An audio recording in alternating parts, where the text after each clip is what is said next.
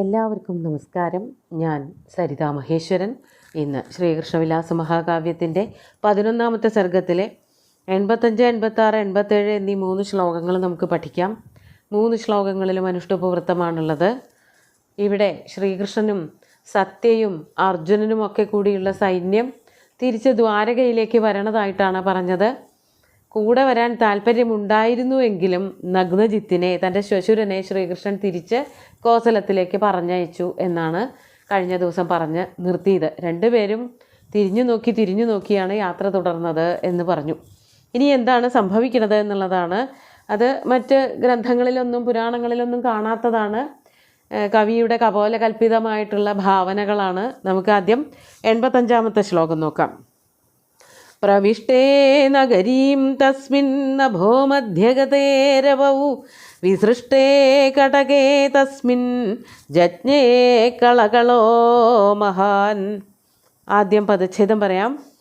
പ്രവിഷ്ടേ നഗരീം തസ്മിൻ നഭോ മധ്യഗതേ രവൗ വിസൃഷ്ടേ കടകേ തസ്മിൻ ജജ്ഞേ കളകള മഹാൻ. ഇവിടെ നഗ്നജിത്തിനെ പറഞ്ഞയച്ചതിന് ശേഷം എന്താ സംഭവിച്ചത്? പതുക്കെ ദ്വാരകയുടെ സമീപത്തേക്ക് എത്താറായി തുടങ്ങി. അപ്പോൾ എന്താണ്ടായതെന്ന് പറയാണ്. തസ്മിൻ നഗരീം പ്രവിഷ്ടേ. തസ്മിൻ എന്ന് പറഞ്ഞാൽ കൃഷ്ണൻ. ആ കൃഷ്ണൻ സതിസപ്തമിയിൽ പറയണതാണ്. ആ ശ്രീകൃഷ്ണൻ നഗരീം പ്രവിഷ്ടേ സതി, നഗരിയിലേക്ക്, ദ്വാരകയുടെ സമീപത്തേക്ക് എത്തി തുടങ്ങി. അതാണ് നഗരീം പ്രവിഷ്ടേ. അങ്ങനെ അവിടെ എത്താറായപ്പോൾ, പിറ്റേന്നാണ് കേട്ടോ, അതായത് കോസലത്തിൽ നിന്ന് പുറപ്പെട്ടിട്ട് പിറ്റേ ദിവസം യാത്ര തുടർന്ന് ഏതാണ്ട് ദ്വാരകയുടെ സമീപം എത്തിയപ്പോഴേക്കും സമയം എത്രയായി? രവൗ നഭോ മധ്യഗതേ. രവി ആകാശത്തിൻ്റെ മധ്യത്തിലെത്തിയപ്പോൾ, രവി സൂര്യൻ ആകാശത്തിൻ്റെ മധ്യത്തിലെത്തുക എന്ന് പറഞ്ഞാൽ ഉച്ചസമയമായി. അങ്ങനെ നഗ്നജിത്തിനെ പറഞ്ഞയച്ചു. ശ്രീകൃഷ്ണനും ബാക്കി എല്ലാവരും കൂടിയിട്ട് യാത്ര തുടർന്ന് ദ്വാരകയുടെ സമീപത്തെത്തി. ഏതാണ്ട് സമയം ഉച്ചയോടടുത്തു. അപ്പോൾ പിന്നെന്താണ് ഉണ്ടായത്? തസ്മിൻ കടകേ വിസൃഷ്ടേ. തസ്മിൻ കടകേ വിസൃഷ്ടേ എന്ന് പറയുമ്പോൾ ഇവിടെ വ്യാഖ്യാനത്തിൽ അർത്ഥം പറഞ്ഞിരിക്കുന്നത് നഗ്നജിത്ത് കടകപ്രദേശത്തേക്ക്, അതായത് കോസലത്തിൻ്റെ സമീപത്ത് എത്തുകയും ചെയ്തു. ശ്രീകൃഷ്ണൻ ദ്വാരകയുടെ സമീപത്തെത്തി, നഗ്നജിത്ത് കോസലത്തിൻ്റെ സമീപത്തും എത്തി എന്ന് പറയാം. അതല്ലെങ്കിൽ വീണ്ടും തസ്മിൻ എന്നുള്ളത് ശ്രീകൃഷ്ണൻ കൊട്ടാരത്തിൻ്റെ സമീപത്തെത്തി എന്നും വേണമെങ്കിൽ പറയാം. വ്യാഖ്യാനത്തിൽ കോസലാധിപതിയെയാണ് എടുത്തു പറഞ്ഞിരിക്കുന്നത്. അങ്ങനെ പുറപ്പെട്ട് പോന്ന് തിരിച്ച് ശ്വശുരൻ തൻ്റെ കൊട്ടാരത്തിലെത്തി. ശ്രീകൃഷ്ണൻ ദ്വാരകയുടെ സമീപത്തേക്കും എത്തിയപ്പോൾ ആ സമയത്ത് എന്താ കേട്ടത്? മഹാൻ കളകള ജജ്ഞേ. മഹാൻ എന്ന് പറഞ്ഞാൽ വലിയ ഒരു ശബ്ദം കേൾക്കുമാറായി. കളകളം എന്നുള്ളത് കൊണ്ട് ഒരു ബഹളമാണ്. കളകള ശബ്ദ എന്ന് പറഞ്ഞാൽ എന്തിൻ്റെ ശബ്ദമാണെന്ന് വ്യക്തമല്ല, എന്തോ ഒരു ഭയങ്കര ബഹളം, അതിനെയാണ് കളകളം എന്ന് പറയുക. അതല്ലാതെയും കളകളം എന്നുള്ളതിന് വെള്ളം ഒഴുകണതിന് പറയാം. അതുപോലെ ചെറിയ കുട്ടികളുടെ വർത്തമാനത്തിനൊക്കെ കളകളം, പക്ഷികളുടെ കളകൂജനം എന്നൊക്കെ പറയാറുണ്ട്. ആ കളശബ്ദം ഉപയോഗിക്കുന്നത് പ്രത്യേകിച്ച് അർത്ഥമില്ലാത്ത, എന്താണെന്നറിയാത്ത ശബ്ദങ്ങളെ പറ്റി പറയുമ്പോഴാണ്. ഇവിടെ ഒരു രാജ്യത്തേക്ക് അല്ലെങ്കിൽ അവരവരുടെ രാജ്യത്തിലേക്ക് എത്തുമ്പോൾ പെട്ടെന്നൊരു കളകളനാദം ഉണ്ടായി എന്ന് പറയുമ്പോൾ അതിന് ഈ പറഞ്ഞതുപോലത്തെ പക്ഷികളുടെ കളകൂജനമോ കുട്ടികളുടെ കളകളനാദമൊന്നും അല്ല, വലിയൊരു ശബ്ദമാണ് കേട്ടത് എന്നാണ് അർത്ഥം പറയേണ്ടത്. മഹാൻ എന്നുകൂടി കൂട്ടിച്ചേർത്തിട്ടുണ്ട്. മഹാൻ കളകള ജജ്ഞേ, വലിയൊരു ശബ്ദം കേൾക്കുമാറായി. അങ്ങനെ കൊട്ടാരത്തിൻ്റെ അടുത്തെത്തുന്നതിന് മുമ്പ് എന്താണ് ഒരു ശബ്ദം കേട്ടത് എന്നുള്ളത് അടുത്ത ശ്ലോകത്തിൽ പറയാണ്. നമുക്ക് 86ാമത്തെ ശ്ലോകം നോക്കാം. ഛത്രകേതു സമാകീർണം ദുർദർശം ശസ്ത്രതേജസ അദൃശ്യതമഹത് സൈന്യം തുമുലം തൂര്യകാഹളൈ.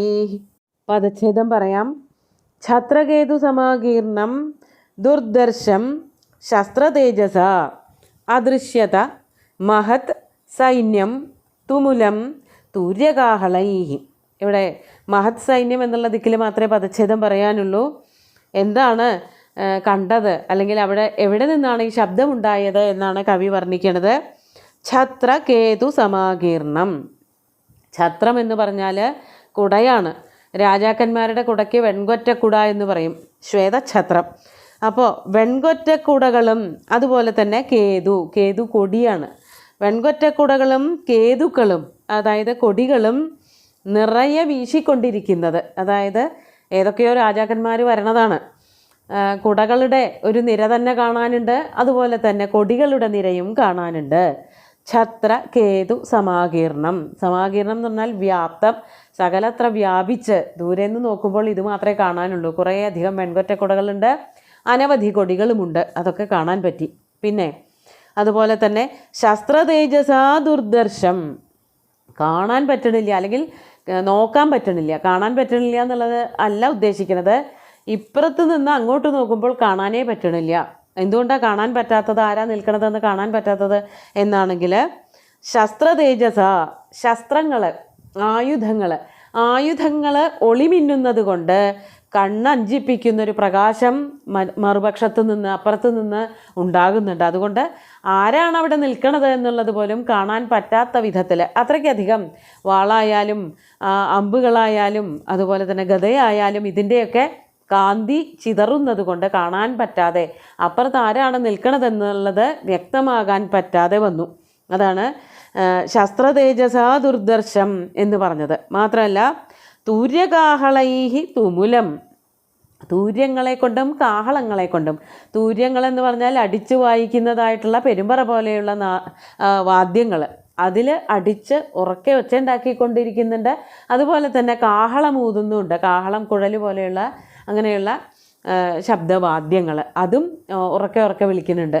അതായത് കാഹളങ്ങളുടെ ശബ്ദവുമുണ്ട്, വാദ്യങ്ങളുടെ ഈ പെരുമ്പറ പോലെയുള്ളത് അടിക്കുന്നതിൻ്റെ ശബ്ദവും കേൾക്കാനുണ്ട്. അതുകൊണ്ട് നിറയെ ബഹളമായിട്ടുള്ള തുമുലം, അങ്ങനെ ഭയങ്കരമായിട്ട് വളരെ സ്ഥലം മുഴുവനും വ്യാപിച്ചു നിൽക്കുന്നതായ ഒരു വലിയ സൈന്യത്തെ കണ്ടു. മഹത് സൈന്യം അദൃശ്യത. വലിയൊരു സൈന്യത്തെ ഇവരാൽ കാണപ്പെട്ടു. വലിയൊരു സൈന്യം ശ്രീകൃഷ്ണൻ മുതലായിട്ടുള്ള ആൾക്കാരാൽ കാണപ്പെട്ടു. ശ്രീകൃഷ്ണനും അർജുനനും സത്യയും ഇവിടെ നിന്ന്, അതായത് നഗ്നജിത്തിൻ്റെ കൊട്ടാരത്തിൽ നിന്ന് വരുന്ന എല്ലാവരും ഇങ്ങനെ ഒരു സൈന്യത്തെ കണ്ടു എന്നർത്ഥം. അപ്പോൾ അവരുടെ കയ്യിൽ വെൺകൊറ്റക്കുടയുണ്ട്, കൊടിമരങ്ങളുണ്ട് അല്ലെങ്കിൽ കൊടിക്കൂറകളുണ്ട്, ആയുധങ്ങൾ ധാരാളമുണ്ട്, വലിയ തരത്തിൽ വാദ്യങ്ങൾ, പെരുമ്പറ പോലെയുള്ള വാദ്യങ്ങൾ, കുഴൽ പോലെയുള്ള വാദ്യങ്ങളൊക്കെ ഉണ്ട്. ഇതിൻ്റെയൊക്കെ കൂടിയിട്ടുള്ള കോലാഹലത്തോടു കൂടി നിൽക്കുന്ന വലിയൊരു സൈന്യത്തെ ശ്രീകൃഷ്ണനൊക്കെ കണ്ടു എന്നാണ് ഇവിടെ കവി വർണ്ണിക്കുന്നത്. എന്നിട്ട് ആരാണത് എന്നുള്ളത് ആദ്യം വ്യക്തമല്ലാതെയാണല്ലോ കണ്ടത്, ഇനി ആരാണ് എന്നുള്ളത് ഒന്നുകൂടിയും വ്യക്തമാക്കി പറയുകയാണ്. 87ാമത്തെ ശ്ലോകം നോക്കൂ. സാമീപ്യേന കൃതവ്യക്തി വധൂഹരണ സസ്പൃഹം അപൂരിത പ്രതിജ്ഞാനാം ബലം രാജ്ഞാം ബഭൂവതത്. ഇവർ കണ്ട സൈന്യം ആരുടേതായിരുന്നു എന്ന് കവി തന്നെ പറയാണ്. ആദ്യം പദച്ഛേദം പറയാം. സാമീപ്യേന കൃതവ്യക്തി വധൂഹരണ സസ്പൃഹം അപൂരിത പ്രതിജ്ഞാനാം ബലം രാജ്ഞാം ബഭൂവ തത്. പദച്ഛേദമൊന്നുമില്ല, പദങ്ങൾ തന്നെ പരിചയപ്പെടുക വേണ്ടു. ആരായിരുന്നു അത്? സാമീപ്യേന കൃതവ്യക്തി. കുറച്ചുകൂടിയും അധികം അടുത്തേക്ക് ചെന്നപ്പോഴാണ് ആരാണ് ഈ വന്നിരിക്കുന്നത് എന്നുള്ളത് ശ്രീകൃഷ്ണനൊക്കെ മനസ്സിലായത്. അതാണ് സാമീപ്യേന, അടുത്തു ചെന്നതുകൊണ്ട്, കൃതവ്യക്തി അഭിവ്യക്തമായ, ആരാണെന്ന് മനസ്സിലാക്കിയവരായ ആ സൈന്യം.